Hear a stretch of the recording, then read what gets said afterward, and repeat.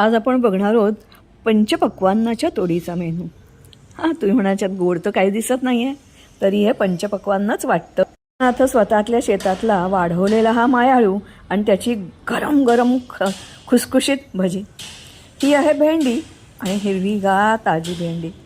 रंग बघाल तर मार्केटमध्येही तुम्हाला अशी मिळणार नाही. त्याची कशीही भाजी करा, अतिशय छान सुगंध स्वाद याला मिळतो. तांदूळ अजून धरला नाही आहे, पण वास मात्र छान येतो बरं का. हे आहे सगळं हळद आणि आमच्या रामूने खूप कष्ट घेऊन ती वाढवली आहे. म्हणूनच या हळदीचे पातोळे मी बनवलेत पानावर थापून. मात्र हे उकडले नाही आहेत, तर भाजून काढलेत. त्यामुळे त्याचा वास आणि सगळा पानाचा अर्क हा त्या पातोळ्यात उतरतो. याच्याशिवाय अशा असंख्य रानभाज्या. शिवाय असं आश्चर्य दर 2-4 दिवसांनी बघायला मिळतं. कुठे अंडी घातलेली असतात, कुठे पक्षी उडून गेलेले असतात, काही ठिकाणी अंडी विणण्याचं काम सुरू झालेलं असतं. आणि मग हे सगळं बघताना मनाला खूप छान वाटतं.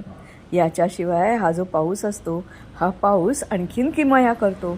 सारं उजाड माळरान हे अर्थातच हिरवंगार होऊन जातं.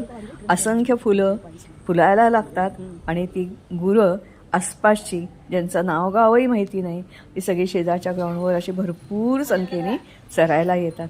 त्यांना बघतानाही एवढं धन्य वाटतं म्हणून सांगू. बरोबर ना?